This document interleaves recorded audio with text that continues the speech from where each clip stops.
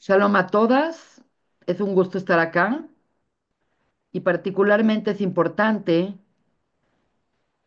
recordar que estamos a unos días de Purim, la fiesta eterna del pueblo de Israel, y será eterna mientras sepamos poner a Amalek en su lugar.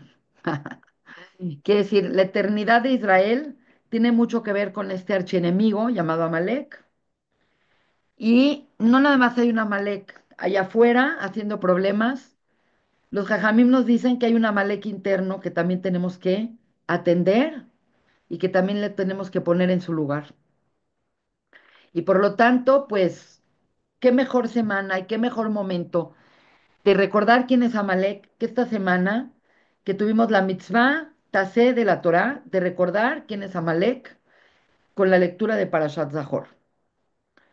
Este sábado pasado fue por Shabbat Zahor, se leyó Parashat Tetzaveh, se leyó la Haftará de Shmuel, que habla de Shaul y de su guerra contra Amalek, y se lee entre la Parashá y la Haftará, siempre se lee el pedacito de Zahor, que dice Zahor et asher asa lecha Amalek, bederech betzeitechem mimitzrayim, asher korcha baderech.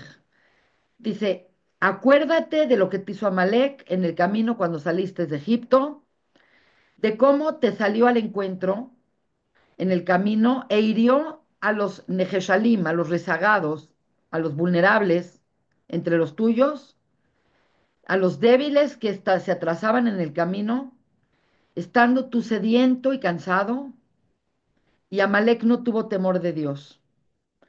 Por lo tanto, cuando el Eterno tu Dios te diere descanso de todos tus enemigos, alrededor, en la tierra que el Eterno Dios te ha dado por herencia para poseerla, borrarás, destruirás la memoria de Amalek de debajo del cielo, no olvidarás esto. Esta es una mitzvah complicadísima. Yo considero que es una de las eh, mitzvot más difíciles, porque si le entendemos bien, la mitzvah de Amalek es realmente acabar con Amalek. Y acabar con Amalek implica matar a todos los integrantes de lo que se considera Amalek. Entonces, vamos a hacer un pequeño resumen de quién es Amalek, porque Amalek no es una persona que vivió en el pasado o es un grupo humano que vivieron por ahí. Amalek, de generación en generación, aparece Amalek y siempre tiene el mismo estrategia, siempre tiene el mismo tipo de ataque y siempre quiere lo mismo. Su finalidad siempre es la misma. Por lo tanto, pues ahorita en días previos a la festividad de Purim, nos recordamos quién es Amalek, porque gracias a Dios, gracias a Hashem, gracias a Esther Amalcá, gracias a que el pueblo se puso las pilas, pudimos vencer a Amalek de manera positiva. Entonces, existe un precedente de que Amalek está y va a seguir estando, pero también existe un precedente de cómo vencer a Amalek. Y por lo tanto, pues es un enemigo que está ahí y que nos ha hecho mucho daño como nación y nos sigue haciendo daño, no nada más por el esfuerzo tremendo que hacen por aniquilarnos, sino porque desgraciadamente vamos a ver que Amalek es una forma de pensar. Y por lo tanto, no estamos exentos de tener rasgos de Amalek. Entonces, no es hablar de que el problema está afuera. Todo lo que vamos a hablar se ve como que el problema es afuera, pero vamos a traducirlo, que hay un problema también adentro, tanto adentro del pueblo como adentro de nosotros. Y no es para atemorizarnos, simplemente es para entender que hay elementos nuestros que tenemos que despreciar. Así como hay cosas preciosas que tenemos que atesorar, hay elementos que tenemos que despreciar de nosotros. Y esos elementos son lo que es Amalek. Así que esta es la mitzvah y considero que es una mitzvah muy difícil porque lo que dice en la Torá es que si supiéramos quién es Amalek, tendríamos que agarrar armas, irla a matar a todos. Un genocidio. Mamá es un genocidio. Y es muy raro porque la Torá es un cuerpo de ley muy sensible, muy justo, muy hermoso. Es un cuerpo de ley que nos hace que que tengamos rajamim, que tengamos misericordia, que tengamos piedad, que seamos sensibles, que veamos por el pobre, por la viuda, por el huérfano, porque no odiemos por odiar. Entonces es muy difícil que una Torá que todo el tiempo te hace énfasis en tu humanidad y en la belleza de los sentimientos, de repente te dice, pero esta es la excepción. La excepción es Amalek. Con Amalek no hay buena onda, no hay así como, bueno, vamos a ver si hay un acuerdo, vamos a llevarla bonito. No puedes, porque como vamos a ver en esta clase, el encuentro con Amalek es un encuentro existencial entre dos tipos de ver el mundo, dos filosofías, dos visiones que son antitéticas. O es una o es la otra. Y una detesta a la otra y la otra detesta a la otra. Entonces, no hay lugar, es como cuando llegaba un villano al oeste y decía, este lugar es muy chico para nosotros dos. Bueno, este mundo no cabemos nosotros y Amalek. Entonces, o estamos nosotros o está Amalek. Entonces, por lo tanto, Amalek nos quiere destruir y por lo tanto nosotros tenemos que destruirlos a ellos. Básicamente, para aclarar esto, el Rambam, nuestro adorado Rambam, nos dice en Sefer HaMitzvot que hay tres preceptos que se relacionan con Amalek. Y son preceptos difíciles de entender porque hay un defecto que es positivo, un precepto positivo, una mitzvah positiva, que es extinguir a Amalek. Por eso dice, cuando el Eterno, tu Dios, te diese descanso de todos tus enemigos y tengas la tierra que Dios te dio por herencia, destruirás la memoria de Amalek por debajo del cielo, no olvides eso. Entonces, este es un mandamiento positivo, es una mitzvah ta'aseh. Si ahorita Dios viniera y nos diga, esta persona es Amalek, tenemos la mitzvah de irla a matar. Así, digamos, yo no puedo matar un mosco. Bueno, tenemos una mitzvah positiva de ir a matar a Amalek. Pero la realidad es que no sabemos quién es Amalek. Entonces creemos quién es Amalek, pero no estamos seguros quién es Amalek. Entonces esta mitzvah no la podemos hacer. Hay otro precepto positivo que es recordar, tener una zejirá, tener una memoria de acordarte quién es Amalek. No es así como, bueno, fue un enemigo del pasado. No. Tienes que revivir esa memoria. Por eso tenemos para Zahor, que es el recuerdo, que son los actos nefastos que hizo Amalek a través de la historia, que empezó muy tempranamente en la salida de Egipto y que no ha dejado de aparecer. Y fue Hitler y fue y ahora es a Hamas. Quiere decir, no hay ninguna duda de que Amalek está activo. Entonces tienes que saber en manera positiva acordarte, recordarte lo que te hizo Amalek cuando salimos de Mitzrayim. Hay un tercer precepto con respecto a Amalek, que es un respecto negativo, que dice, no te olvides lo que te hizo Amalek. Entonces, es interesante. Por un lado, te tienes que acordar y por otro lado, tienes que actuar contra Amalek, pero por otro lado, no te puedes olvidar. No puedes olvidar. Una cosa es recordar y otra cosa es no puedes olvidar.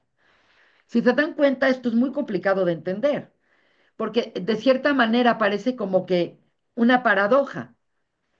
Si te acuerdas, no te olvidas, pero cada una está articulada de manera diferente. Entonces, es tan serio esto que el Rambam, que vivió hace más de 1000 años, dijo, la verdad es que hoy no podemos saber quién es Amalek como para irlo a matar. Tuvimos la oportunidad de hacerlo y hay la historia de Shaul, que tuvo esa oportunidad, pero podemos recordar y podemos no olvidar. Entonces, hoy en día no está autorizado por ningún rabino pararse y ir a matar a un pueblo completo porque crees que es Amalek. Tendría que haber una claridad exacta que es Amalek y que haya una perfecta claridad para que pudieras hacer esto. Entonces, la primera está updated, no la podemos hacer, a menos que se nos actualice. Y tenemos la mitzvah positiva de recordar y la negativa de no olvidar, que estamos en un juego paradójico.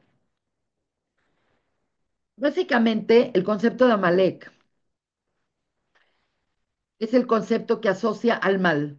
Quiere decir, básicamente, Dios crea desde el inicio, creó al mal. Porque Dios creó al mal, porque es necesario el mal para que el hombre tenga libre albedrío. Entonces, tengo otra presentación que les quiero enseñar, que les va a llamar la atención porque esto tiene que ver. Este es un masterclass que di del mal, que es increíble, que realmente el mal aparece con figuras arquetípicas diferentes. Y por lo tanto, tanto en la Torá como en el Tanaj, en el Talmud, en la Kabbalah, se le llama de diferentes maneras, dependiendo también de la función o de la aparición que tiene el mal. Para que ustedes entiendan que el mal existe, el puro hecho de que Dios creó a la Nahash y que ahí estaba la Nahash en el Gan Edén, significa que el mal está ahí. No es así como, ay, nos imaginamos que hay mal o nosotros no. El mal existe, el mal entra en la creación a raíz de la división de género, que es un tema complicado.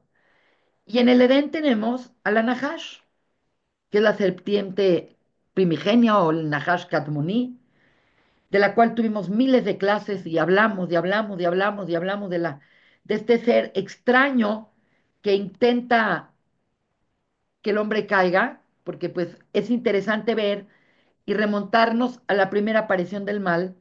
Y pues obviamente vemos en la primera aparición del mal a la serpiente y la intención que tiene la serpiente es meterle al pie al hombre para que desobedezca a Dios. Entonces, eso que va a ser la primera vez es lo que va a ser siempre. Siempre nos va a meter el pie para caer, para no conectar con Hashem, para no crear comunión con Él, para no revelar luz. Pero tiene otros nombres. Quiere decir, en el jardín del Edén es Nahash. Después vemos en otras historias como la de Caín y Abel, etcétera, etcétera, otra fuerza llamada Yetzer Hará. Por otro lado, tenemos a un ángel que es un ángel importante llamado Satán, que es el adversario, el ángel acusador. Por otro lado, tenemos ahí a una figura que ni se debe de mencionar el nombre, pero se llama Samael, que aparentemente es pareja de Lilith y que aparece en muchos textos del Tanaj, de la Kabbalah. Por otro lado, tenemos a los Nefilim, que son los ángeles que cayeron, con un ángel que se llamaba Asa y otro se llamaba Azael, y por eso tenemos el concepto de Azazel, el Corban Azazel. También a este mal se llama el Malahamavet, el ángel de la muerte. Pero dentro de todos estos males hay un mal radical y ese mal radical es Amalek. Entonces, a diferencia de el mal que tiene una función, que te puede meter el pie, pero que te entrena, que te hace caer para que te levantes, hay de males a males. Y no todos son iguales, no son sinónimos. No es un sinónimo la Nahash de Amalek, no es un sinónimo el Yetzer Hara de Amalek. Amalek es una categoría aparte. Entonces me voy a regresar a la presentación pasada para tratar de comprender qué pasa con Amalek. Ok. Nuestra tradición de Yehudim, y esto lo tenemos muy claro, los Yehudim y la gente que estudia la Torah lo tiene muy claro, que en cada generación Amalek se levanta y se viste y se disfraza de otra nación y de otra causa. Entonces, no podemos ser tan puristas de decir, ah, es que si viene de esta nación no puede ser Amalek, o si viene de este pueblo no puede ser Amalek. No. Amalek es una forma de pensar, es una filosofía que vamos a ver más adelante.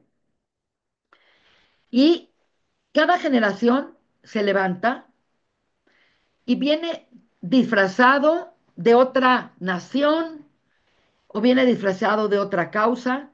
Y esto es también interesante porque también es una estrategia del mal. Si el mal siempre se presenta de la misma manera, pues puedes decir, ah, ya sé.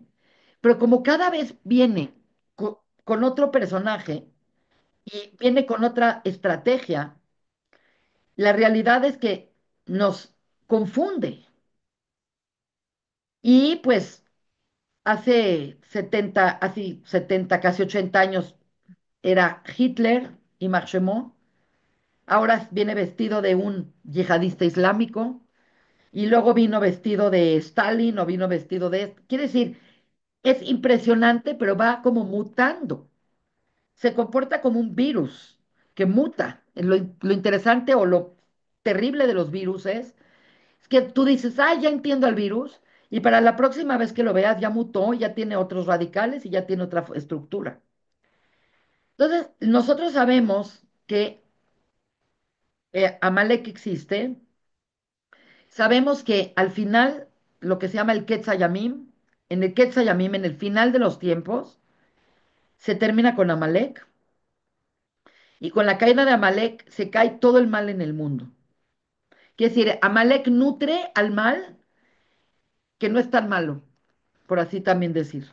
Porque hay como es muy interesante verlo de esta manera, pero es como una membrana, una cáscara, donde está el fruto es el bien, está el vacío, que es el mal, y Amalek está en el extremo pegado al vacío, pero hay todo tipo de líneas de mal, y entre más se acercan al fruto, más buenas son, o más posibilidades tienen de transformarse, pero el extremo ya no tiene forma de transformarse. Quiere decir, no hay solución para Amalek.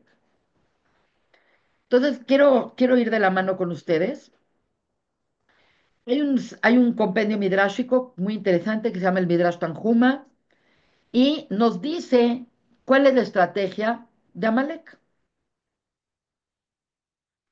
Cuando vemos el pasuk pasado de Sefer de Barim, dice Asher Korjaba Derech. Si lo vemos textualmente, significa el que te encontró en el camino.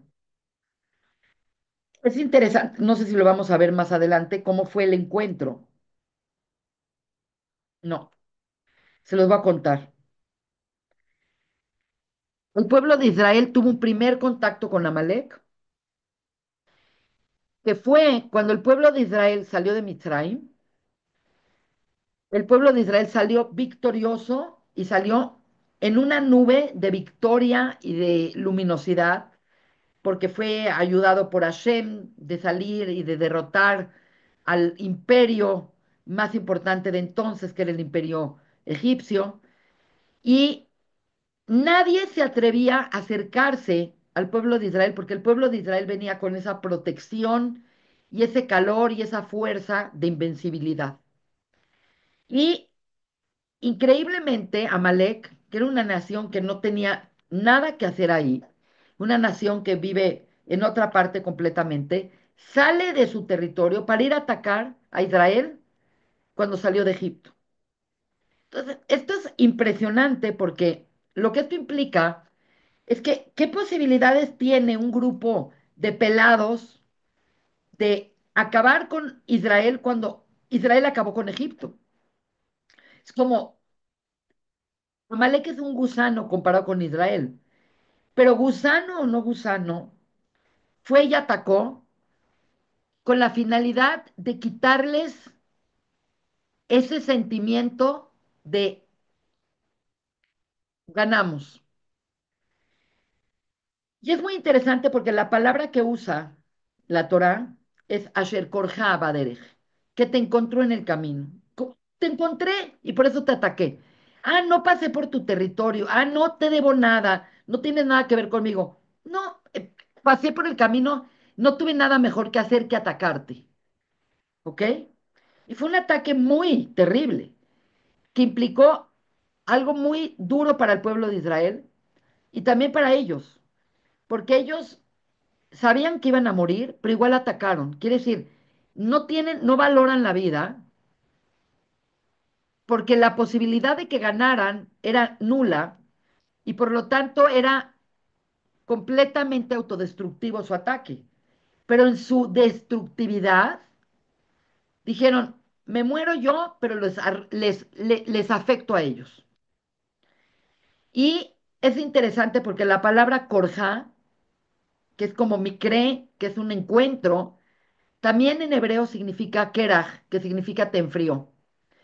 Hay un elemento de, al frío le llamamos kar, te enfrió en el camino. Entonces Rashi dice, todo el mundo conoce este Rashi, que dice, Israel era como una tina ardiente y de pronto viene Amalek y es un hielo que entra en la tina ardiente. El hielo se va a derretir, pero enfrió la tina.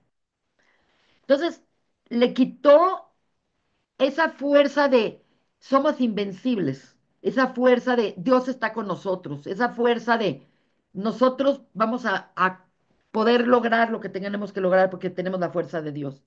Entonces, lo que hace Amalek no es que te encontró en el camino, te enfrió en el camino. Es el que te mete el pie a tu entusiasmo, el que te mete tu fe te mete el pie a tu fe, le mete el pie a nuestra emuná, le mete el pie a nuestros sueños. Entonces, sí es una nación, pero también es un elemento psicológico muy común. La persona termina la carrera y quiere comerse el mundo. Y de repente entra ese pensamiento de, no, no tienes experiencia, no vas a ganar nada, nadie te va a hacer caso. eh, ¿Quién eres tú para recibir un buen salario? Esa vocecita fregona que está ahí diciéndonos, no lo vas a lograr, es parte de lo que es Amalek. Entonces, algo que vemos muy claramente, que dice el Midrash Tanjuma, es que un sello distintivo de Amalek, una de las estrategias típicas de Amalek, es que no le importa sacrificarse y no le importa sacrificar sus cosas con tal de dañar a Israel. Y obviamente, pues, como voy a ir platicando, a ustedes se les va a ir figurando de quién estamos hablando. Ahora, cuando hablamos de Amalek, no estamos hablando de un enemigo que te odia por un motivo particular, porque la realidad es que hay una diferencia entre un oyef y un soné. Un oyef, la palabra oyef, es enemigo, pero un oyef se puede volver un oaf, alguien que amas. Quiere decir, ¿cuántas veces no hemos tenido problemas con alguien por algún malentendido, por alguna situación? De repente se encuentran, lo arreglan y de repente ya no es tu enemigo. Quiere decir, normalmente el OIEF tiene coraje contigo o tiene una mala actitud contigo por alguna cuestión, una ofensa, por una cosa que te prestó, porque no lo invitaste, porque no le hiciste caso, porque no lo saludaste, porque no le diste su lugar. Pero en el momento que lo puedes arreglar, se quita el enojo y se quita la enemistad. Y el OIEF se puede volver un OAF, se puede volver un amado. Pero hay otro enemigo que es una palabra distinta y denota otro tipo de enemigo, que es un soné, que viene de Siná. Siná es te odio. ¿Pero por qué? Hinam, no importa por qué. No te odio porque tienes lo mío, no te odio porque pasaste por mi tierra, no te odio porque me quitaste algo. Te odio porque odio tu existencia. Entonces, realmente, el problema de Amalek es que existe un odio existencial contra el pueblo de Israel. Y esto lo vamos a explicar, espero que lo diga más adelante, pero vale la pena ya mencionarlo de una vez. Cuando vemos Israel, Israel es un grupo humano muy especial y es un grupo humano que se moldeó alrededor de el monoteísmo. Hay un Dios, hay una sola fuerza que domina todo. Hashem, Boreolam, y ese ser que domina todo tiene injerencia en la creación y tiene un motivo para la creación y la creación tiene un sentido a la existencia. Esto se traduce en que una persona, no importa la persona que sea, por el hecho de existir, por el hecho de estar vivo y por el hecho de que Dios lo creó, sabe que su existencia tiene un propósito. Entonces, el pueblo de Israel está parado por estos conceptos. Hay un Dios, ese Dios creó todo por una razón, por un motivo, y por lo tanto, si yo existo y si yo vivo en este mundo, es porque Dios considera que mi existencia tiene sentido y es importante. Y exactamente, Amalek piensa al revés. Amalek no dice si existe o no existe Dios, le vale Dios. Él no tiene problema de que Dios creó. Él tiene problema con el concepto de que Dios tiene que ver con este mundo. Y para Amalek, este mundo es de él, este mundo le pertenece al hombre y el sentido que le quiera dar el hombre tendrá, pero realmente para Amalek el tema es que no hay sentido a la existencia. Entonces, realmente estamos confrontando dos figuras arquetípicas que son la antítesis. Para uno, todo tiene sentido y lo que no encuentras de sentido le tratas de buscar sentido. Y para el otro, nada tiene sentido. Entonces aquí va a entrar un juego paradójico muy complicado, pero entonces el sentido de la existencia de Amalek es demostrar que tú no tienes razón y que tu vida no tiene sentido. Entonces por eso se convierte en una figura imposible de resolver, porque tu existencia le saca el ojo a él, porque tú para ti todo tiene sentido y él vive para demostrar que no hay sentido. Entonces, ahorita vamos a hablar un poco más de esto. Por eso, esta es una pelea y es un problema sin solución. Quiere decir, hay muchas cosas que tienen solución, hay cosas que no tienen solución. Ahora, ¿de dónde viene Amalek? Bueno, Amalek viene genealógicamente de Isaf. Isaf es hijo de Isaac y de Rivka, ¿ok? Es el hermano de Jacob. Quiere decir, esto es algo muy pegado a nosotros.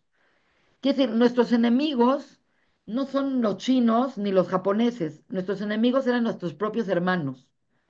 Y eso es muy importante reconocerlo. Tanto Ismael como Isaac, como Isaf, son nuestros primos hermanos. Y ahí tenemos los problemas. Entonces, hay que entender por qué está el problema asociado a algo tan cercano. ¿Por qué los judíos no han tenido problemas con India? ¿Por qué los judíos no han tenido problemas con Nepal? Porque no compartimos, no hay problema, no hay fijón. El problema del pueblo de Israel siempre ha sido con los que se han como zafado o se han salido, o como se dice, la clipa de los Abot. Entonces, el padre la genealogía de Amaleques, Isaf, se casó con varias esposas. Ese es un problema. Se casó con una mujer llamada Judith, con una mujer llamada Ada, y también se casó con una mujer llamada Basmat, que era nieta de Ismael. Pero bueno, de ahí no voy a hablar. De sus primeros matrimonios, que eran idólatras, nació un hijo de Isaf, que se llama Elifaz, ¿ok?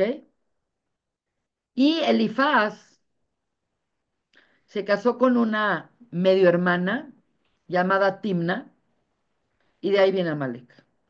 Entonces, no los quiero volver loco con esta cuadro, pero lo importante es entender que de Isaf viene Amalek. Pero no es lo mismo hablar de Amalek que de Isaf.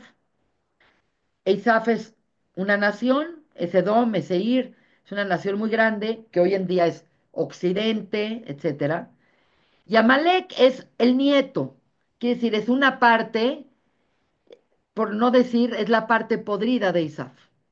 Si Isaf es un problema, Amalek es un ultra problema. Entonces, quiero que vean que era un nieto de Isaf. Esto es importante verlo. Ok. Posteriormente, Amalek se convierte en una nación. Quiere decir, así como Jacob se volvió Israel, y así como los moabitas, Moab se volvió los moabitas, y Amón se volvió los amonitas, y Jebú se volvió los jebusitas. Amalek también hizo una nación llamada Amalek. Y esa nación vivía cerca de Sinai, medio cerca de Gaza, la verdad, y se establecieron ahí y fue una nación delimitada por un territorio, con una entidad biológica, genética, como todas las naciones, pero ya no lo es. Quiere decir, hubo un momento histórico en el que Shaul pudo haber acabado con Amalek y no lo hizo, y al no hacerlo, Amalek se continuó y creció. Y el hecho es que por no haber matado Shaul al rey Agag, que era el amalequita, muchos años después leemos la Megilá y Amán viene de Agag. Entonces, como vemos, pues la oportunidad de acabar con Amalek la tuvimos y Shaul falló y se esparció Amalek, y por lo tanto hoy en día Amalek no es una nación. Entonces, el que quiera encontrarle de que este es Amalek, no. ¿Por qué? Porque Amalek se convierte en una filosofía de vida. Es una forma de ver la vida, es una forma de ver el mundo, y es una cualidad que desgraciadamente nadie está exento de tenerla. Significa que si después de esta clase nosotros pudiéramos point out cuál es la filosofía de Amalek, vamos a reconocer que hay gente conocida, hasta de nuestra familia o a veces nosotros mismos, que poseemos esas malas cualidades. Y por lo tanto, la orden divina de acabar con Amalek, ya que no la podemos hacer y agarrar una espada y matar a los amalequitas, entonces lo que podemos hacer es trabajar con el Amalek interno o el Amalek que te corresponde a ti. Ok. ¿Cuándo aparece Amalek? Entonces ya entendemos que Amalek atacó no porque tiene un problema específico con el pueblo de Israel, sino porque tiene un problema existencial con el pueblo de Israel. Y entonces fue a atacarlo con la finalidad de lastimarlo, y, como vamos a explicar, el ataque primero de Amalek va a determinar siempre cómo ataca Amalek. ¿Cuándo ataca Amalek? Ahorita vamos a explicar en eso. Cada vez que va a haber un potencial de contacto estrecho entre el hombre y Dios, entre actualizar nuestra relación con Dios, entre acercarnos a la verdad y a la unidad divina, Amalek va a atacar. Ese es exactamente cómo sucede. Y se los voy a demostrar. El pueblo de Israel salió de Egipto, iban en el camino hacia Sinai. Sinai representa el máximo contacto entre Israel, entre la humanidad y Dios. ¿Por qué? Porque iba a haber un contacto íntimo, porque Dios nos iba a dar la Torá y nosotros íbamos a recibir la Torá. Es tanto el contacto que se dice que ese día de Matán Torá es como una boda en la que Dios se embiste como un hatán, el pueblo de Israel es la calá, y hay esa comunión, y la Torá es la que tú va. Entonces, es interesante porque cada vez que hay el potencial de reorganizarte para contactar a Hashem y recibir la Torah o hacer el Bet HaMikdash, etcétera, etcétera, ahí viene a atacar a Amalek. Entonces, por eso, una parashá antes de Yitro es la parashá donde de repente llegan a Refidim, llevan a un lugar llamado Refidim en el desierto, y empiezan a tener ahí un poco de problemas con el agua y problemas con otro tipo de cosas, y la gente empieza a sentir como, como que algo malo está pasando. Están a punto de ir a Sinai y allá ataca Amalek. Entonces, el primer ataque de Amalek va a forjar y va a ser el modelo de todos los demás ataques.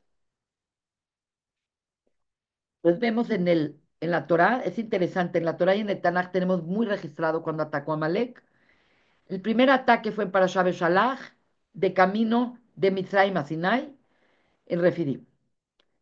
Después, el segundo fue con Shaul, antes de construir el Bet HaMikdash, Dios le dio paz a Shaul de todos sus enemigos y ordenó Dios vía Shmuel a Shaul de matar a Amalek y a matar a todos, de hacer el famoso genocidio que pide la Torah.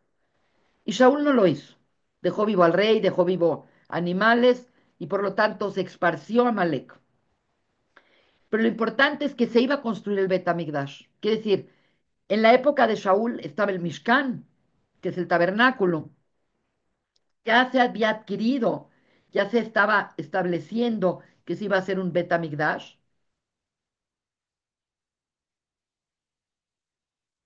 y aparece Amalek. El tercero, cuando destruyeron el primer Bet HaMikdash, Nebuchadnezzar exilió a los judíos y los judíos estuvieron en el exilio más de 70 años y el rey Ciro Koiresh permitió al pueblo de Israel regresar a reconstruir el Bet HaMikdash. Siguiente escena, sube a Hashverosh, impide que se siga construyendo el Bet HaMikdash y aparece Amán con Amalek. Quiere decir, iban a reconstruir el Bet HaMikdash, aparece Amalek. Y no muy ajeno a nosotros ni lejano a nosotros. Estamos en el siglo XIX. El pueblo judío está agotado de estar entre Isaf, entre los desgraciados que querían destruir a Israel. Estamos hablando el mundo cristiano que no ha hecho otra cosa que molestarnos. Y de repente se levanta Herzl y crea el Congreso sionista y dice, tenemos que tener una tierra. Y curiosamente, cuando empiezan con todo lo de la Declaración Balfour y esto y crear una nación para, después de 2000 años, para que el pueblo de Israel regrese y ya no esté entre las naciones y entre los árabes y entre los cristianos y entre las inquisiciones y las expulsiones, ¿quién surge? Hitler. Entonces, el estilito es idéntico. Siempre que va a haber un contacto estrecho o una posibilidad de contactar a Shem para ponerse a vivir como Dios quiere que viva el pueblo de Israel, en su tierra, en su templo, en su autonomía, aparece Amalek. Entonces, siempre va a pasar igual. Quiere decir, estamos viendo un patrón de referencia, pero es un patrón que se repite y se repite y se repite y se repite. Entonces, no es así como que no estamos alucinando nada. Así es, se volvió una ciencia entender esto. Entonces, hay que entender un poco cuál es la raíz espiritual de las cosas. Porque yo obviamente podríamos hablar, también quiero hablar de otra cosa importante antes de pasar a esto. Entonces, por ahorita ya tenemos claro de varios aspectos. Número uno, Amalek no es un enemigo que está peleando por algo en particular, sino está peleando por algo existencial. Amalek aparece siempre que el pueblo de Israel tiene la oportunidad de elevarse y de contactar a Hashem y de recibir la Torá o de hacer el Betamigdash o de crear una nación o regresar a Israel. Es una nación que no le importa morir por destruirte. Quiere decir, hay mucha gente que dice, yo te odio, pero te dice la persona, bueno, vamos a darnos un tiro. Tú dices, no, mi vida vale más que exponerme a esto. O voy a proteger a mi familia porque yo no la voy a exponer a esto. Evidentemente vemos que parte de la filosofía de Amalek es que su sinsentido y su falta de sentido en la vida se ve evidente cuando exponen su propia vida y a la de sus hijos con tal de terminar contigo. Entonces, realmente el sinsentido es que para ellos la muerte es inexorable y si tengo que morir, no me importa morir, porque al final de cuentas mi sentido de vida es matarte. Está fuerte esto, está fuerte porque no es quiero ganar territorio o quiero que me des dinero o quiero quedarme con tu petróleo. No, te quiero destruir y en tu destrucción está mi sentido de vida. Y por lo tanto, si tengo que morir por eso, entonces valió la pena mi vida porque destruí la ilusión de que hay sentido en la vida. Está fuerte. Ahora, yo enseño Kabbalah, entonces todo lo que hemos hablado es a nivel filosófico, a nivel histórico, y me parece que tiene el tono correcto. Pero a mí me parece muy interesante hablar de esto. Algunos han oído esto, algunos no, y vale la pena hablar. Todas las cosas que hay en el mundo tienen un origen espiritual en Breshit. No en Shemot, no en Baikra, ni Bamidbar, ni Devarim. Quiere decir, en la Parashá Bereshit. Parashá Bereshit, como estudiamos el año pasado, es la Parashá, que es la semilla de todo. Por lo tanto, todo lo que aparece en la historia viene siendo una reverberancia, viene siendo una consecuencia de algo que pasó en la Torah. Entonces, la pregunta es, ¿dónde aparece Amán en la Torah? Entonces, la respuesta es, Amán no aparece en la Torah porque Amán aparece en la Megilá. Sí, no, no. ¿Dónde está Amán en remes, en sentido alusivo, insinuado en la Torah? Y es precisamente, esta es una Gemara que dice, Bayomer, está hablando Dios y dice, Bayomer, dice Dios, mi egid leja, ¿quién te dijo que arúmata, que estás desnudo? Aminaesa civiteja, ¿acaso comiste del árbol que te dije que no comieras? Entonces, está Dios hablando con Adán. Adán ya comió del árbol y al comer del árbol, sabemos que antes de comer del árbol dice, Emayu Arumim, estaban desnudos, Veloit Bosheshu, y no se avergonzaban. Y cuando Adán comió, se fue a esconder. Entonces Dios se acercó como de friend, como de amigo, a ver qué pasó con Adán, con la intención de que Adán haga teshuvá. Entonces le dice Dios, ¿acaso comiste del árbol que no te dije que comieras? Aminaetz. Amán en la Torah, miain. Acá está Amán. Amán está asociado al Etz Adat. El Etz Adat es el árbol de la muerte. Es el árbol del conocimiento del bien y el mal, que parece como algo padre adquirir el conocimiento del bien y el mal, pero hemos dicho y hemos repetido que es el árbol que contamina el bien con el mal, que mezcla el bien con el mal. Esto es un tema muy interesante porque el Amán de la Torá pareciera como que hace creer que Dios no sabe lo que pasa en el mundo. Esa es la belleza de esto. Rapsado Cacoen de Lublin, que es un, en su libro Pri Tzadik, Hace esa pregunta. Dice, ¿qué tipo de pregunta es Aminaetz? Como, ¿acaso comiste del árbol? Pareciera que no está Dios viendo.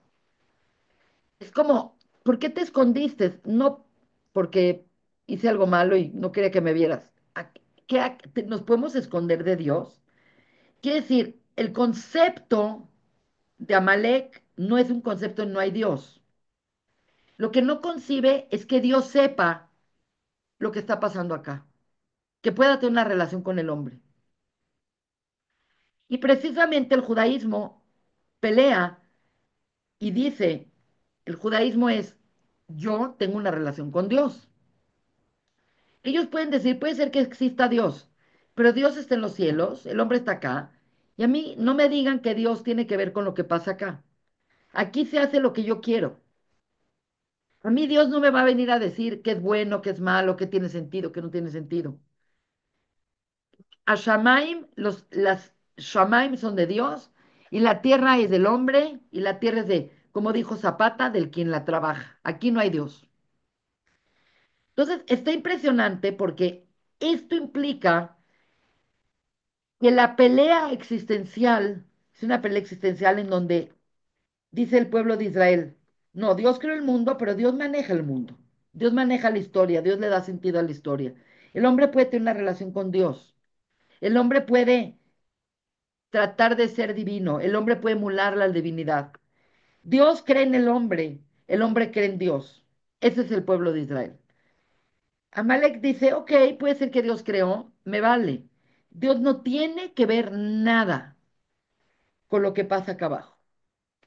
Quiere decir, creó, se fue, este mundo no tiene nada que ver con Dios, este mundo no le tiene que dar nada a Dios, este mundo no le tiene que hacer caso a Dios, y por lo tanto no hay Brit, no hay relación, no hay posibilidad de contacto entre el hombre y Dios.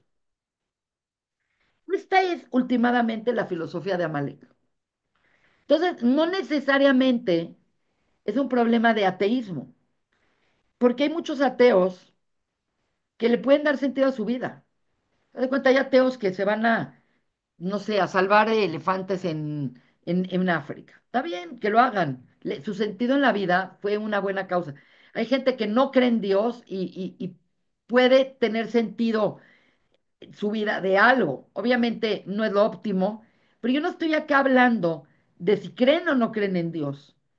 Estamos hablando de que realmente no creen que Dios le importe su creación y que la creación no tiene forma de contactar con Dios, que son cosas tan opuestas que no tienen forma de unirse y de tener relación. Ok. Y este es un tema muy importante porque el concepto de Brit es un concepto por el cual nosotros vivimos acá. Nosotros partimos, como al principio dijimos, de la certeza de que Dios creó el mundo y que cada cosa que Dios creó tiene una función y que las cosas tienen sentido y que nosotros tenemos sentido. Entonces, este elemento de cómo el ser humano llega al mundo es que llegas al mundo de una manera, pero a través de la evolución, a través de la superación, a través de la rectificación, a través de tratarte de relacionar con Dios, puedes ir desarrollando aspectos similares a Él, que son elementos espirituales, y que entonces, conforme tú te vayas acercando a Él, te vas subiendo la creación y la vas sofisticando. Esto es lo que se llama el Koach Nifdal, del cual habla mucho el Maral de Praga. Quiere decir, el ser humano no es un animal natural que vive en este mundo y que viene y vive, nace, se reproduce y muere. Sí compartimos eso con los animales, pero en el camino entre nacer, reproducirse crecer y morir, tenemos unos años para Excelente. transformarnos. Tenemos unos años que nos va a permitir cambiar, que nos va a permitir evolucionar, que nos va a permitir haber llegado de una manera y dejar este mundo siendo mejores, crear algo para el mundo para mejorar. Entonces, realmente la creación del hombre no es un sinsentido. Claro que tiene sentido.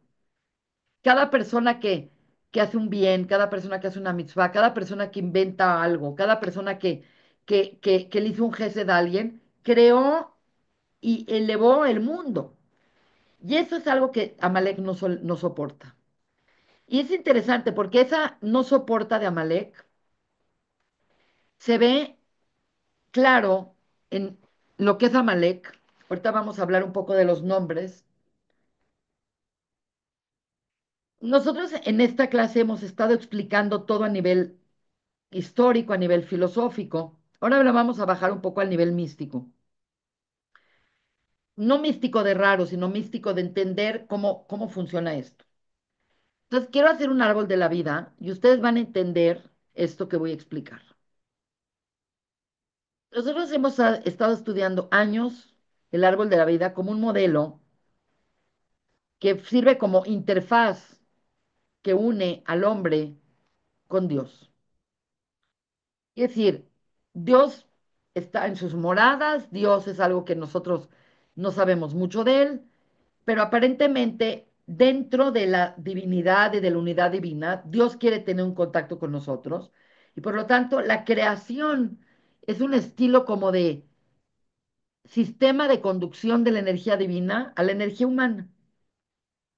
Entonces, el ser humano absorbe la energía infinita del sistema y el sistema va bajando la energía de manera como hemos explicado que el Ore Ein Sof baj a Keter, Jochma, Binah, Gesed, Din, Tiferet, Netzach, Hod, Yesod y Malchut. Nosotros en el árbol de la vida tenemos inscrito, y hemos explicado muchas veces, que es un modelo que permite entender cómo se desarrolló la energía y parte de ese desarrollo de energía es cómo se desarrolló el nombre de Hashem. Entonces, Keter es el Kutz, es el punto del Yud, Jochma es Yud, Binah es Hei, las seis sefirot que van de Gesed a Yesod son Baf y Malchut es Hei. Entonces, la filosofía del pueblo de Israel es la unificación del nombre de Hashem, porque entre más permeable y más correcto esté este sistema de conducción, más luz va a llegar a este mundo.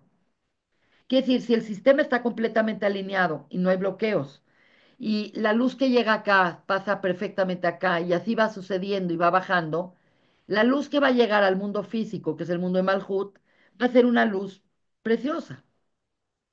Entonces el pueblo de Israel piensa que la relación con Dios es posible a través de enderezar el árbol, a través de estructurar el árbol y de crear una conectividad correcta en el árbol. Entonces, la conectividad correcta en el árbol nosotros la creamos a través de las mitzvot. Hay mitzvot tasé que hacen que el árbol esté bien estructurado y hay mitzvot lo tasé de cosas que no debemos de hacer porque podría crear clipot, podría crear bloqueos en la conducción del árbol. Entonces, el pueblo de Israel, a través de la Torah, a través de las mitzvot, a través de tratar de copiar los atributos de Hashem, unifica el nombre de Dios y es lo que nosotros decimos, la unificación del nombre de Dios. Por lo tanto, cada vez que hacemos una mitzvah tasé, no sé si ven en el Sidur, cuando te se van a poner tefilim los hombres, pueden, antes de decir la braja, dicen Beshem Yihud Kuchaverihu, que significa por la kedushá del nombre, quiero a través de esta mitzvah, Leyahet, unificar el Yud-Kei con el Vav-Kei. Y lo hacemos, lo podemos hacer, todas las mitzvot que hacemos durante el día, positivas, podemos hacerlas con la intención de unificar el nombre de Dios, que significa de crear un sistema fluido de energía donde la energía divina pueda permear hasta nuestro ambiente físico. Cuando vemos que en este mundo hay hambre, y hay mal, y hay guerras, y hay sequías, y hay cosas malas, significa que hay bloqueos espirituales en el sistema. Quiere decir, si tú tienes un sistema y de repente en el sistema hay un bloqueo aquí, entonces la energía pasó hasta aquí y ya no pasó más. Entonces lo que no pasó, pues no va a llegar abajo. Entonces nosotros, al hacer las mitzvot, al hacer la Torah, al cuidar la Torah, al hacer las cosas con intención, lo que estamos tratando constantemente es de crear que el sistema se vuelva un sistema permeable y que se quiten esos bloqueos. Ok, eso es Israel. Pero Amalek, precisamente, lo que intenta hacer Amalek es dislocar el nombre de Dios al separar el Yud-Kei del Vav-Kei. Y quiero que entiendan que cuando nosotros, es interesante lo que voy a decir, esto lo oí de un rabino, no me acuerdo quién era. Creo que era el Balaturim. No estoy segura, pero lo voy a buscar. Dice, el nombre Amalek se parece a un nombre de una forma de matar a los pajaritos, que es melicá. La melicá, así como hay la shejitá, que es cortarle la cabeza a un animal,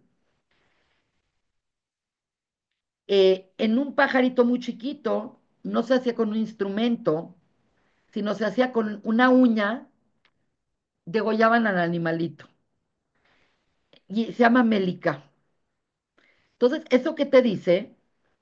Que lo que desea Amalek, y esto es algo que nunca lo había dicho nunca, porque apenas oí esa clase, pero siempre es bueno agregar cosas nuevas. Lo que hace Amalek es que Amalek separa la cabeza, porque acá es cerebro derecho, cerebro izquierdo, del cuerpo.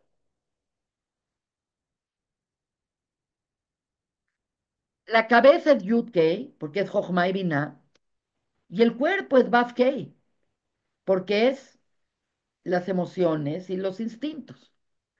Entonces dice Amalek, yo me quedo con las emociones y los instintos, y lo único que me importa es lo que siento y lo que quiero hacer. Separa de la cabeza. Quiere decir, la cabeza es la que te dice qué tienes que hacer, por qué lo tienes que hacer, cuál es tu objetivo, las cosas tienen sentido. En pocas palabras, la cabeza es la causa y el cuerpo es el efecto. Y entonces aborrecen la causa, porque ellos dicen no hay causa, nada más hay efecto. Por lo tanto, el efecto que yo decida es lo mismo. Las cosas no tienen que tener sentido. No le tengo que dar cuentas a nadie. Yo voy a hacer lo que a mí me hinche la gana. Entonces, esta separación del Yud Kei Vav Kei se llama Melicá. Melicá es cortar el cuello. Es como un tipo de shejitá entre lo que nosotros llamamos el propósito y el sentido,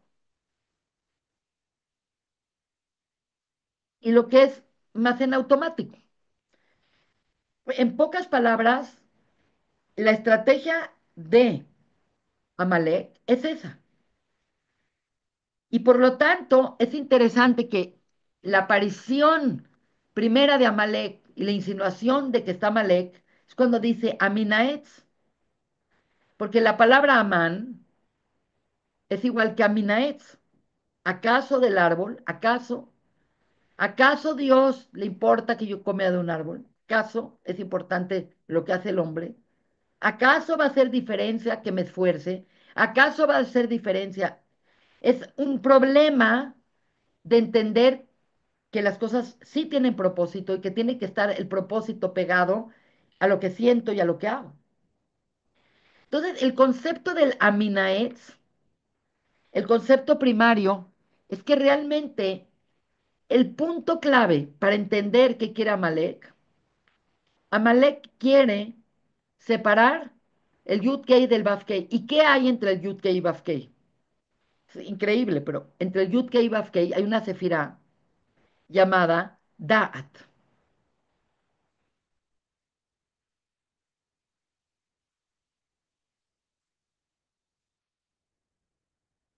Y por eso, cuando el hombre cae de, del Edén y entra en la realidad mortal del mundo que vivimos, el punto de quiebre fue Dat, porque realmente se desintegró la unidad que corresponde al paso correcto de energía.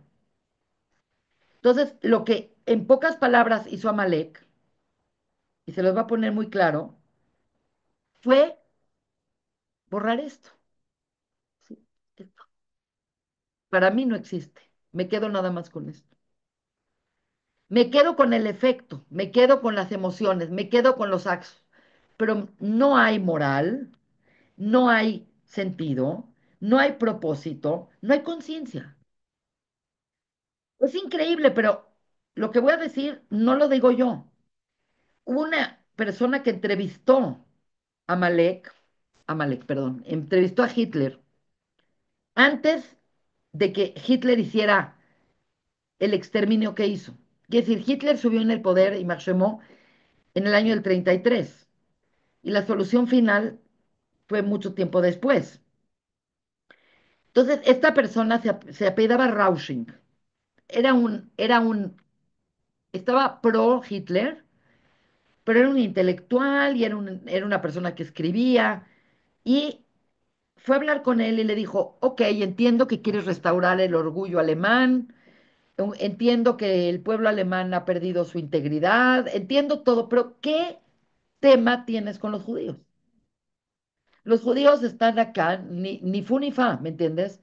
Son una parte importante de Alemania, pero son inofensivos, son maestros, son maestros universitarios, son científicos, son esto, son aquello. ¿Cuál es tu problema con los judíos? Y él dijo, es que los judíos hicieron un daño muy grande a la humanidad, trajeron conciencia al mundo y los odio por eso, porque la conciencia que trae el pueblo de Israel es la conciencia de la Torah, es la conciencia de Dios, es la forma en la que Dios quiere que vivamos para que vivamos bien, para que conectemos, para que evolucionemos.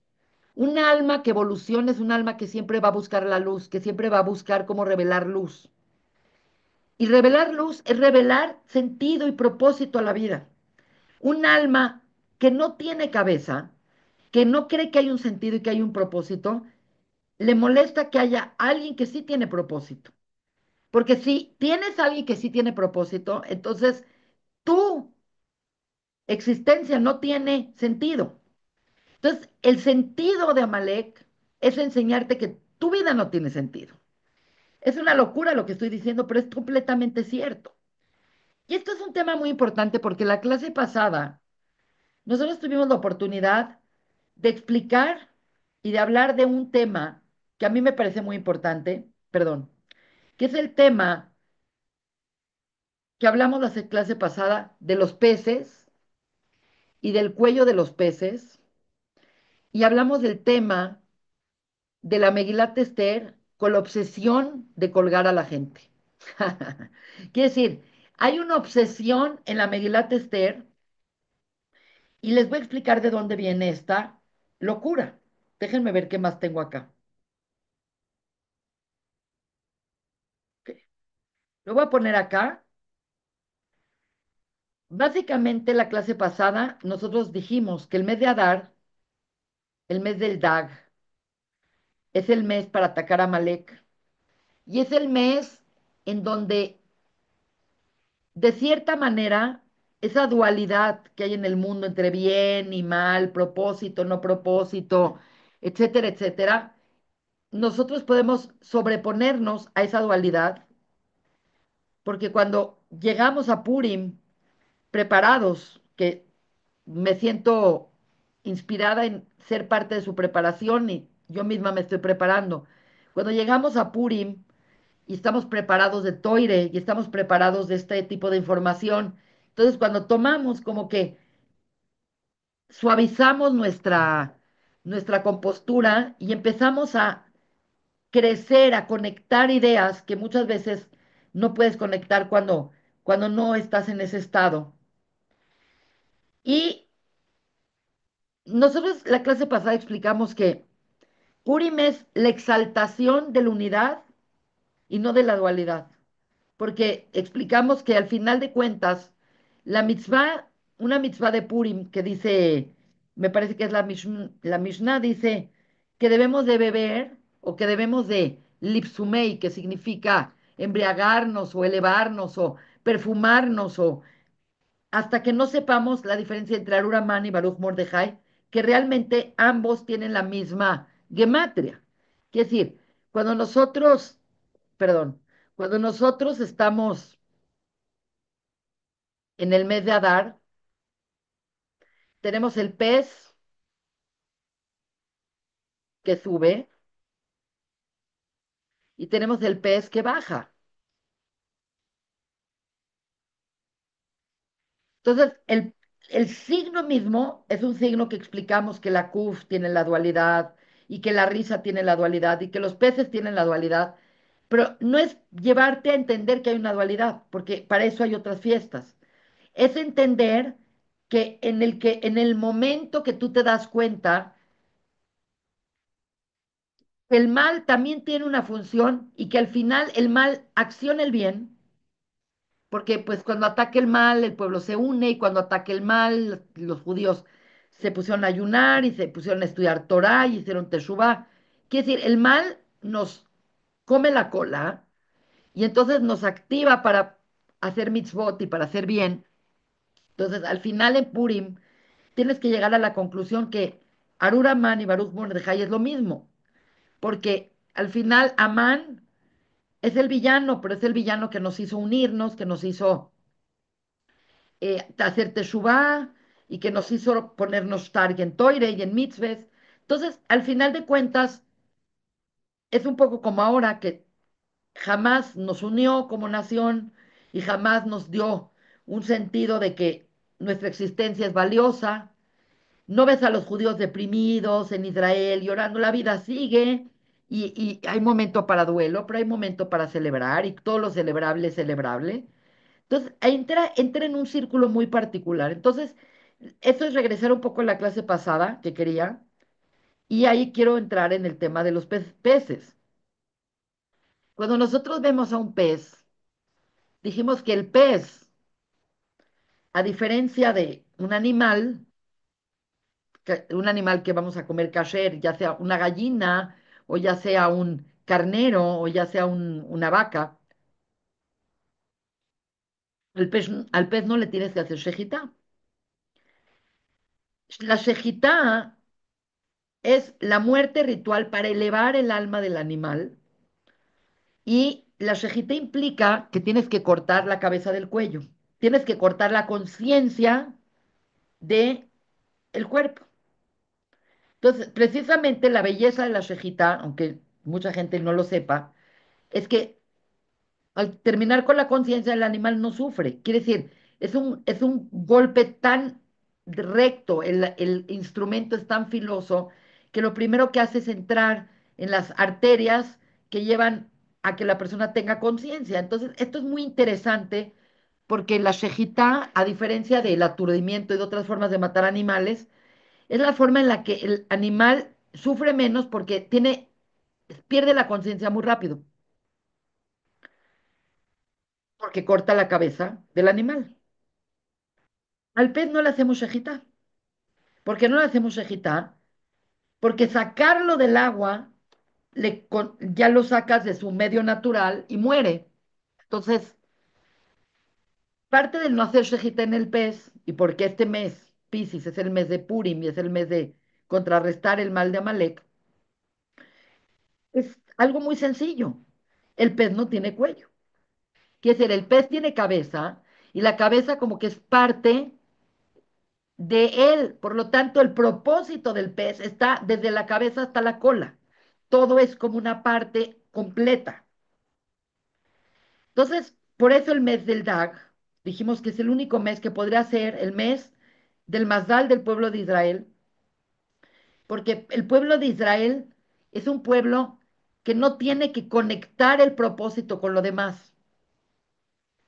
Nuestra cabeza, nuestras acciones tienen que estar unidas.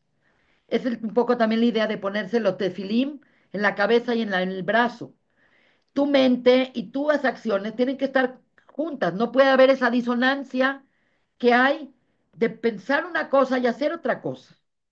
Por eso este es el símbolo más apto para hablar de un yehudí, un pez, y la riqueza del pez y la brajá del pez y todo lo que podamos hablar bien. Pero entonces hay un elemento muy interesante, porque lo que estamos diciendo es que Amalek quiere separar la cabeza del cuerpo. Quiere decir, para Amalek, la cabeza es una cosa, el propósito, y el cuerpo, que es el efecto, que es las cosas, es otra cosa. Entonces, para Amalek, el punto neural de Amalek es Dat,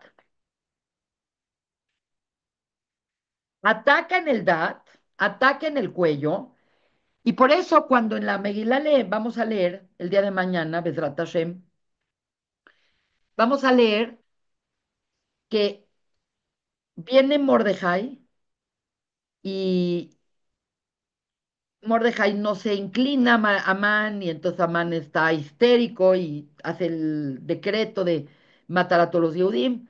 Y de repente cuando ya llega a su momento clave de su vida, en el momento especial de su vida, de repente llega Amán, le hace caso a su mujer Zeresh, y Zeresh le dice, bueno, si tanto te molesta este tipo, pues ve y ahórcalo, mátalo.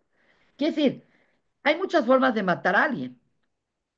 ¿Están de acuerdo conmigo que puedes matar a una persona con un tiro en la cabeza, le puedes meter una espada en la panza, le puedes dar un veneno? Pero ella, Zeresh, que es una tipa inteligente y de lo peor, Zeresh le dice a su esposo, ya que estás en el puesto que estás, ¿por qué tienes que tolerar que este judío no se inclina a ti, que te causa tanto malestar? Y es interesante porque Amán había llegado a lo más alto que puede llegar una persona. Rico, tenía 10 hijos hombres, una hija mujer, tenía una esposa, tenía amigos, tenía poder, tenía al rey comiendo de su mano.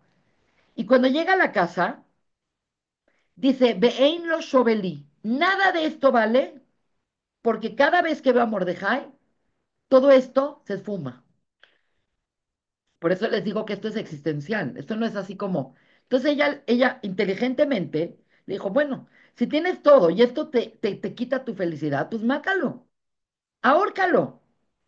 Entonces crea una horca que mide 50 amot para ahorcar a Mordejai. No les voy a contar la historia, hay que leer la Megilá, se la saben. Pero de repente, a donde iban a ahorcar a Mordejai, al otro día ahorcaron Hamán. Entonces vemos acá algo impresionante. Vemos que él quiere fomentar la separación entre la mente, el propósito con el cuerpo, y por lo tanto quiere disgregar el Yud-Kei del Vav-Kei a través de ahorcar a Mordejai, porque lo que está diciendo con este tipo de muerte es que te voy a enseñar que tu cabeza y tu cuerpo no pueden estar unidos, que el propósito no puede darte propósito acá. Entonces, es muy simbólico lo que acabo de decir, pero es real. Entonces, Amán quiere matar a Mordejai, acaban matando a Amán. Después de que acaban matando a Amán, matan a los 10 hijos de Amán.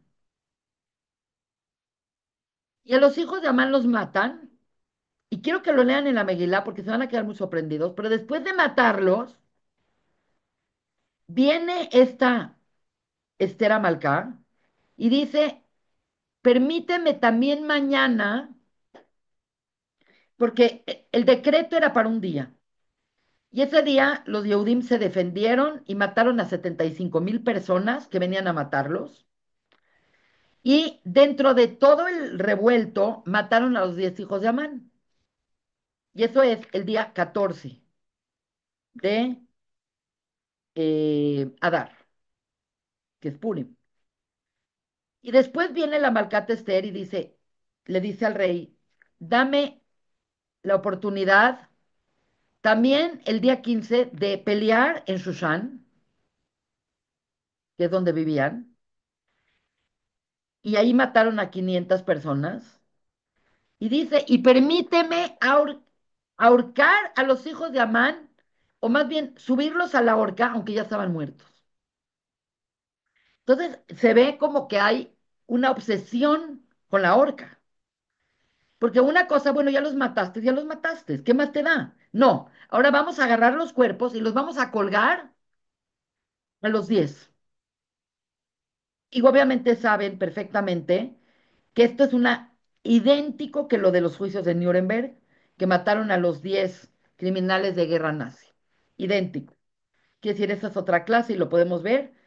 Entonces, realmente, ¿qué estamos viendo acá? La obsesión por ahorcar a la gente y la decisión de ahorcar a los nazis y la decisión de ahorcar a Man, ¿qué significa? Pues obviamente ya sabemos qué significa. Significa que ellos querían comprobar, querían decir, la vida no vale nada, hay un nihilismo, la vida no tiene sentido, y la prueba de que nosotros hacemos esto es que les damos por la suya y les decimos, en efecto, tu vida no tenía sentido, pero la nuestra sí tiene sentido. Entonces, esto es Amalek. Obviamente, falta decir muchas cosas, pero obviamente nunca podríamos decir todo. Pero lo que sí podemos decir y lo que es importante mencionar, y es lo que importante es tener consciente, es que Amalek se levanta de generación en generación y siempre hace lo mismo. Viene, te ataca. El ataque no fue un ataque frontal. El ataque no es un ataque de, ok, te declaro la guerra y mañana vamos a hacer guerra. No. El ataque es, atacó a los Neheshalim, atacó a los que están afuera del campamento, a los que están débiles, cansados y rezagados. Ataca por atrás. Quiere decir, no es un ataque frontal de un ejército a otro ejército. No es, te odio por esto. Es entrar por atrás y atacar a los más vulnerables. ¿Quiénes se quedan atrás? Los viejitos, los niños, las señoras. Quiere decir, normalmente el campamento van los fuertes adelante y atrás va la gente que no puede ir a prisa, que no puede ir en ese paso. Por lo tanto, a mí me queda más que claro que ahorita tenemos una Malek enfrente de nosotros, mamash, mamash. Y tenemos una circunstancia casi idéntica a la que se dio en Purim. Tenemos por un lado una Malek, que obviamente es Hamas, que atacó por atrás y que atacó a los menos indicados para ser atacados, porque atacó a civiles, atacó a niños, estranguló a niños. Si ya no entendemos esta clase a través de lo que pasó con los pobres niños vivas, ¿qué podemos más entender? Estranguló a los niños. Entonces tenemos a Amán, tenemos a Malek y tenemos a Persia, que es Irán. Quiere decir, Irán en su momento era Persia, era Hashverosh, era otro tipo de odio, otro tipo de problemática. Pero circunstancialmente, ahora tenemos a estos dos enemigos que están con la misma intención. Mucha gente piensa que Ahasverosh era un idiota y que el malo era y que era el malo era Amán. Y la verdad es que no era ningún idiota, Ahasverosh, era un malvado, era un rasha. Y era un rasha que estaba obsesionado con el pueblo de judío que no reconstruían su Betamigdash. Y estaba obsesionado con el pueblo judío de usar las túnicas y las prendas del Cohen en sus banquetes, y realmente le venía en vida que el pueblo de Israel no regresara a su tierra y que no hiciera su tierra. Y esta obsesión de que el pueblo de Israel no regrese a su tierra es porque mientras el pueblo de Israel no activa el modo Beta Migdash y el modo relación con Dios, todas las ideologías falsas de la humanidad pueden prosperar. Todas las ideologías que implica otras religiones, otros pensamientos, dígase un nuevo testamento, un nuevo Brit, dígase un nuevo profeta, todas las religiones que salen de nosotros deslegitimizan nuestro pensamiento y nuestro derech. Todas. Que si tú amablemente podrías tratar de incluir a todos, pero la realidad es que el cristianismo va en contra completamente de nuestra definición de lo que es el Quetzallamim y el Yemei Mashiach, y los islámicos también. Entonces, realmente están intentando todos de que no logremos revelar esa luz. Porque si nosotros tenemos razón y revelamos esa luz, ellos se les va a caer sus mentiras. Y lo mismo le pasó a Hashverosh. Mientras el pueblo de Israel no regrese a su tierra y no hagan el Betamigdash, entonces yo puedo ser el rey del mundo y puedo ser el Cohen Gadol. Entonces se juntó la maldad de Hashverosh y fue tan inteligente que él le dejó el trabajo sucio, Román. Uno piensa que Amán era el malo, claro que era el malo, pero el otro era igual o peor de malo, porque realmente cuando deciden hacer este exterminio, Amán le dice, y yo voy a pagar para que tú no sientas la pérdida económica de este pueblo.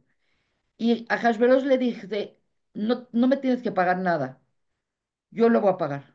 Como diciendo, tú haces el trabajo sucio, pero yo pongo los recursos. Entonces eran dos aliados para hacernos daño. Lo mismo que sucede hoy con Irán, con Hamas, con Hezbollah. Si tú analizas la filosofía de Hamas,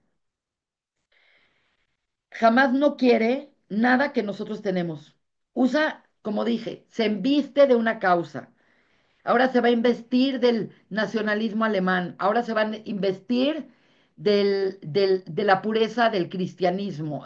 Después se va a investir en en el problema de la tierra para los palestinos. Realmente se visten de una causa, nada más para que creen adeptos. Y la gente es tan idiota, y la gente del woke, la gente izquierdista, la gente del nihilismo, la gente del posmodernismo es tan idiota que no se dan cuenta que únicamente crean un lugar fértil de ignorancia, de falta de búsqueda de la verdad, para que estas mentiras prosperen. Por lo tanto, sin duda alguna, jamás no quiere el bien de su gente, porque cuando tuvieron más de 20 años Gaza, no hicieron el bien por su gente, hicieron túneles, hicieron terror. Eh, eh, Hoy en día podrían acabar la guerra en un minuto devolviendo a los hostages, porque el pueblo de Israel es sensible a su gente porque valora la vida. Y ellos prefieren seguir muriendo y prefieren seguir sacrificando a sus hijos y a ellos mismos con tal de destruirnos. No tienen ningún deseo diferente en su existencia que no sea nuestra destrucción. Y por lo tanto, nuestra destrucción se convirtió en su sentido de existencia. Por lo tanto, pues estamos en la misma era de Irán, Hamas, Persia y Amán. Estamos viviendo exactamente lo mismo. Entonces, quiero acabar con una nota positiva, porque yo les dije, está terrible este enemigo, pero también está impresionante saber que en Purim vencimos al enemigo. Entonces, ¿por qué vencimos al enemigo? Por dos motivos. Uno, nos unimos. La unión hace que el que no sabe el sentido adquiere el sentido porque habrá alguien que sí tiene sentido. Quiere decir, no todo mundo tiene la capacidad de entender al judaísmo con su sentido y su profundidad, pero cuando tú te unes, va a haber alguien a quien tú admiras que te va a decir, claro que hay sentido. Y aunque tú a veces no ves la mano de Dios está ahí siempre. Entonces, la unión para mí, Israel, no es un lujo, es una necesidad existencial. Y número dos, la verdad es que los Yehudim hicieron Teshuvah. Hicieron Teshuvah porque en efecto los Yehudim estaban en un estado de letargia, en un estado de tardamá, estaban dormidos, estaban sentados en sus laureles, tranquilos, haciendo negocios, haciendo todo y olvidando la Torah. Y olvidando por qué Dios nos creó y por qué Dios nos dio la Torah. Nosotros no podemos darnos el lujo de hacer eso, porque en el momento que perdemos contacto con nuestra Torah y perdemos contacto con las mitzvot, realmente nos volvemos como Amalek, que las cosas no tienen sentido, que da lo mismo hacer una cosa o hacer otra cosa. No podemos darnos el lujo de perder, y más que estamos a punto de tener la meta final. Estamos a momentos a punto de la geulá. Es como una persona que está llegando a la meta de un maratón de Nueva York y está ahí la meta y esa persona dice, no, yo ya no puedo, ya me cansé y se tira al suelo. No, corre un poquito más. Eso es lo que tenemos que hacer nosotros. Tenemos que correr un poquito más. La vida sí tiene sentido. Hashem nos dio una misión, no hemos acabado de hacer nuestra misión y no podemos entrar en Yehush, no podemos entrar en dependency, en esa sensación de vacío, de que la vida no vale nada, de que no vamos a poder. Todo lo contrario, vamos a poder y vamos a hacerlo de manera excelsa. Y por lo tanto, Purim es nuestra estación anual, donde nosotros tenemos que cargarnos de la fuerza correcta para terminar con Amalek y para unirnos y para dar Matanot Levionim y para disfrutar la vida que Dios nos dio y disfrutar que no nos morimos y comer y beber y disfrutar y hablar de Torah en la mesa con la finalidad de crear esa energía que va a hacer el cambio para la era de Mesías. Dijimos la clase pasada que Mishe Nichnas Adar Marvin Besimcha, cada día de Adar aumentamos la felicidad. Y la felicidad es la energía, es el calor de decir sí puedo. Esa fuerza de decir tú puedes llegar a la meta. A través de la alegría, a través del entusiasmo, lo podemos hacer. Amalek nos quiere enfriar, Amalek nos quiere hacer pensar de que va a ser imposible lograrlo, de que no va a haber la forma de hacer. Entonces, la realidad es que antes de acabar con ese Amalek, tenemos que acabar con esos pensamientos que entran intrusivamente en nuestra mente y que nos bajan los ánimos y que nos quitan la certeza de que Hashem tiene un plan y que nosotros estamos cumpliendo con el sueño de ser parte del plan de Hashem. Así que les deseo a todos Hag